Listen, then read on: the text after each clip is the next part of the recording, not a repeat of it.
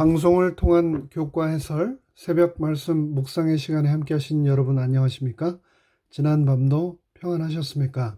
10월 10일 월요일 아침 교과 해설 둘째 날, 오늘의 제목은 범죄하는 그 영혼은 죽으리라 입니다.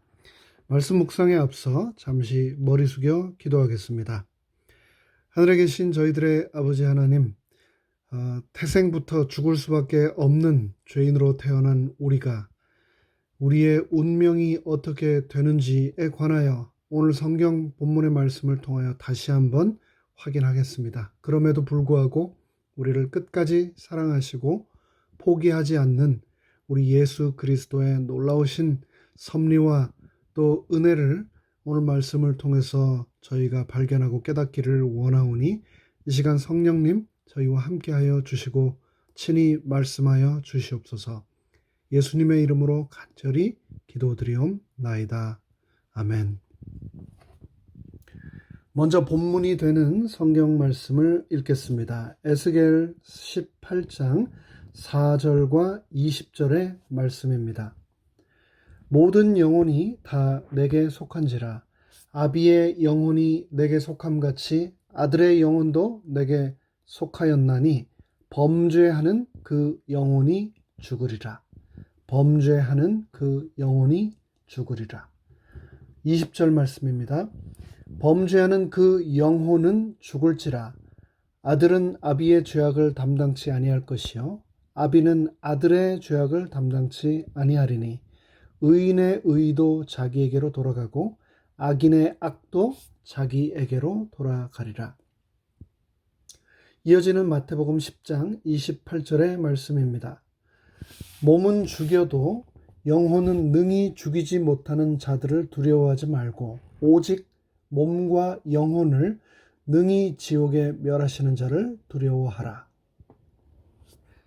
일전에 제가 저희 집 셋째 아이를 데리고 집 근처 마켓에 갔었습니다. 그런데 그 아이가 갑자기 저의 팔을 잡아다니면서 아빠, 저 과자를 하나 사면 하나를 공짜로 준대요. 그 buy one and get one free 사인을 보고서 너무나 반가워서 저에게 그렇게 말을 했던 겁니다.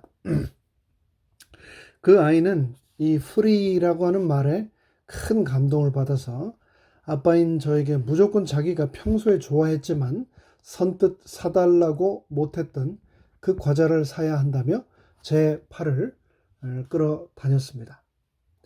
제가 이곳 뉴욕으로 이사 온 지 벌써 10개월에 접어들고 있는데요. 제가 섬기는 이곳 퀸즈교회 아주 가까이에 한 한국 그로서리 마켓이 있습니다. 그런데 그곳에서는 매월 1일에 buy one get one free 두 개를 한 개 값에 주는 행사를 하고 있었습니다. 근데 그것도 한두 품목이 아니라 그 마켓 안에 있는 모든 제품, 모든 식품을 buy one get one free 두 개를 한 개 값에 주는 거죠. 그래서 그날이 되면 그 그로서리 마켓은 이곳 인근에서 몰려온 한인 쇼핑객들로 장사진을 이룹니다. 그런데 한 성도님께서 그러시더라고요. 거기서 두 개를 하나 값에 준다고 하지만 그 한 개 값이 거의 두 개 값이라고요. 그러니 사실은 일종의 속임수, 거짓말로 소비자들을 현혹한다는 것이었습니다. 이것저것 가격을 꼼꼼히 비교하시면서 늘 장 보시기로 유명한 알뜰살뜰의 대명사이신 그 집사님의 말씀이 시장 장 바구니 물가를 잘 모르는 저는 사실일 거라고 믿습니다. 그런데 물건을 파는 상인들만 거짓말을 하는 것이 아니라는 것을 우리는 잘 알고 있습니다. 이곳 미국의 유력 일간지인 워싱턴 포스트가 얼마 전 엄청난 결과를 가져왔던 세계적인 거짓말을 소개했습니다. 포스트는 이날 거짓말에 대한 진실이라고 하는 기사에서 우리의 인생은 진실되지 않은 것으로 가득 차 있다라고 하면서 서로 잘 아는 두 사람, 모르는 사람도 아니고요. 서로 잘 아는 두 사람이 10분간 대화를 하면서 보통 평균적으로 2개 혹은 3개 내지 정도의 거짓말을 한다라고 밝혔습니다.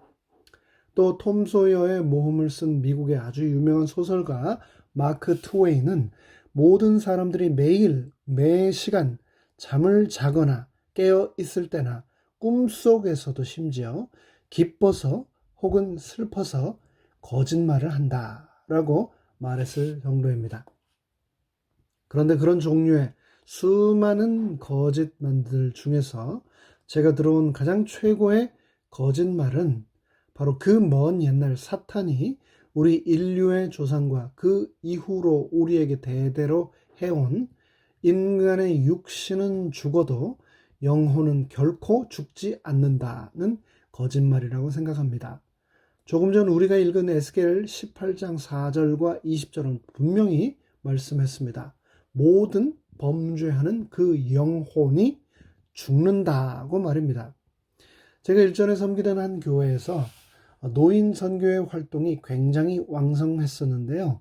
그 중에 한 어르신께서는 102세를 셨는데 노인회에서 갔던 온천 여행에 그에 함께 하셔서 저와 함께 온천욕을 즐기시면서 혼자서 이 탕과 저 탕을 번갈아 가시며 온천욕을 즐기실 뿐 아니라 다른 성도님들과 즐거운 담소도 나누시고 그 지역 여행도 빠짐없이 왕성히 잘 참석하시곤 했습니다. 그랬던 그 장로님께서도 결국은 다음해 103세 되시던 해에 주안에서 잠드셨습니다.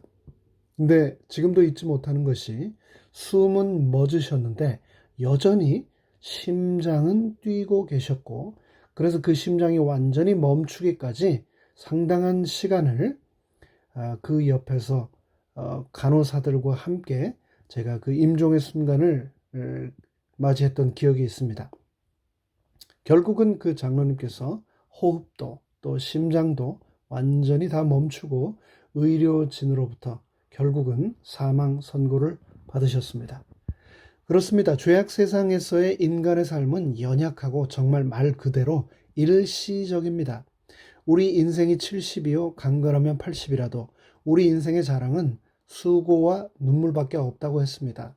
그래서 이사야 선지자는 40장에서 다음과 같이 말했습니다. 너희 하나님이 가라사대 너희는 위로하라. 내 백성을 위로하라.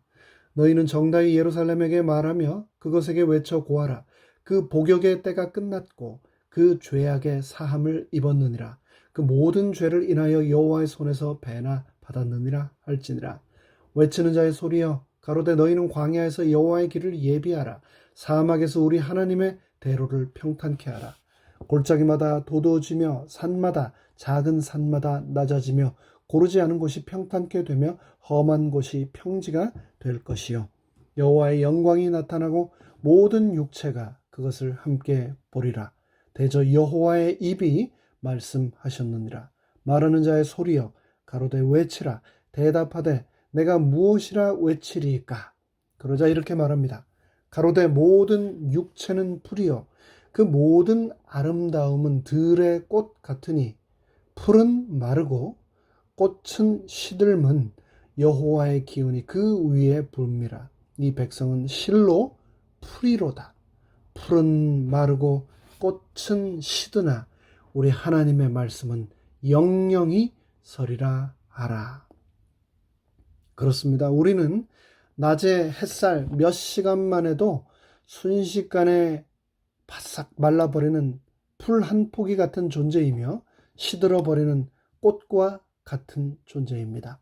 왜냐하면 우리의 존재 자체가 죄에 오염되어 있기 때문이며 그 어떤 것도 그 상태에서 본질상 변할 수 없기 때문입니다.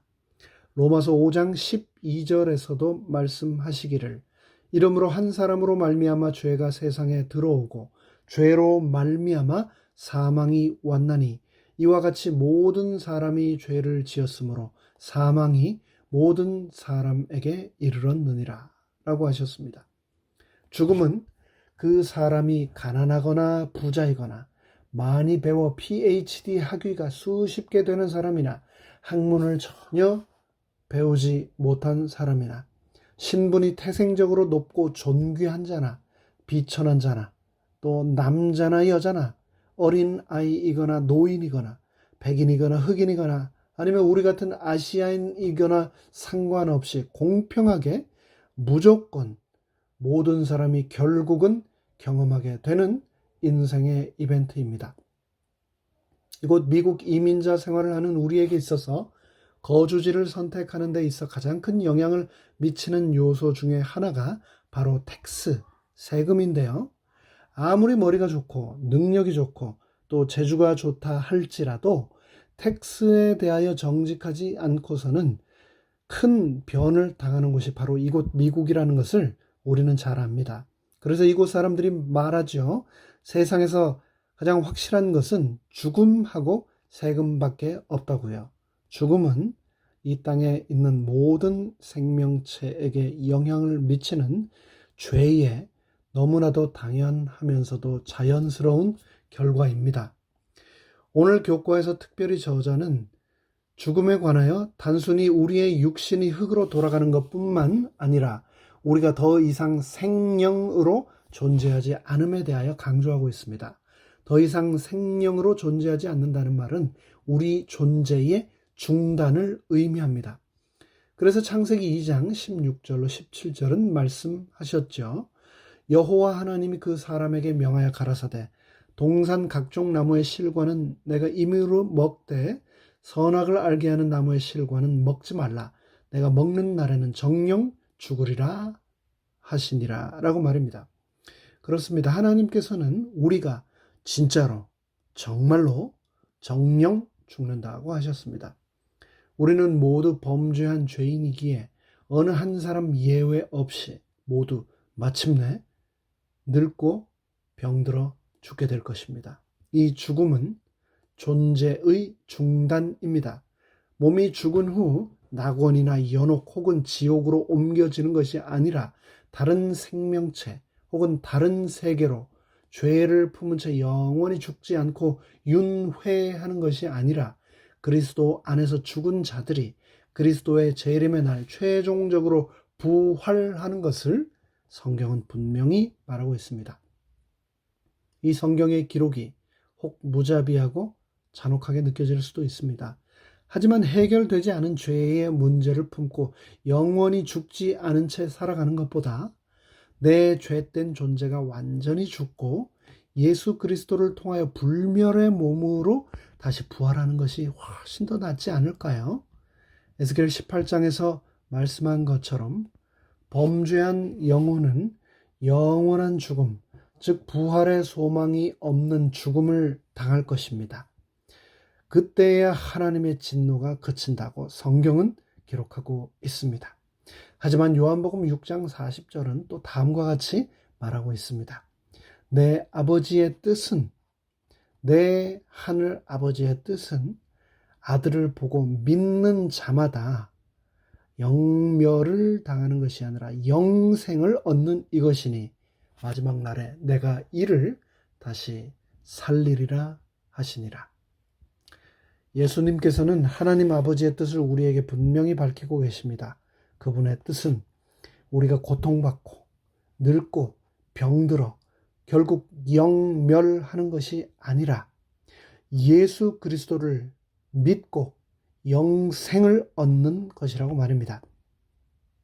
간절히 바라기는 2020년 10월 10일 오늘 하루를 살아가면서 예수 그리스도의 참된 제자로 우리가 살아가므로 오늘 하루를 죽어가는 것이 아니라 오늘 하루 영생으로 한 발자국 더 나아가는 삶, 우리 속에 산 소망, 영생이 있는 삶을 살게 되시기 간절히 바라면서 교과 해설의 시간을 마치겠습니다. 함께 머리 숙여 기도하시겠습니다. 하늘에 계신 하나님 아버지, 에스겔 18장의 말씀을 통하여 우리가 너무나 큰 감동과 은혜를 받습니다. 우리 아버지 하나님의 뜻은 우리가 이 세상에서 사고와 질병으로 고통, 고난 가운데 영원히 있는 것이 아니라 그러다가 죽음을 맞고 그래서 영멸, 영원한 소멸을 맞는 것이 아니라 나를 사랑하셔서 보혈을 십자가 위에서 흘리시고 나를 위해 돌아가신 예수 그리스도를 믿고 영생을 얻는 것이다 라고 말씀해 주셔서 너무나 감사합니다. 우리는 그 예수님께서 마지막 날 우리와 함께 우리가 사랑했던 모든 이 땅에 먼저 잠든 분들이 영원한 불멸의 몸으로 부활할 것을 믿습니다. 그때까지 우리 마음속에 영원히 꺼지지 않는 산 소망의 등불을 되어주시고 오늘 우리의 삶 가운데서도 내내 동행하여 주시옵소서. 특별히 오늘 병상 가운데서 하나님 아버지의 자비를 구하는 아들과 딸이 있습니까? 그들에게 특별히 함께하여 주시고 동행하여 주시옵소서.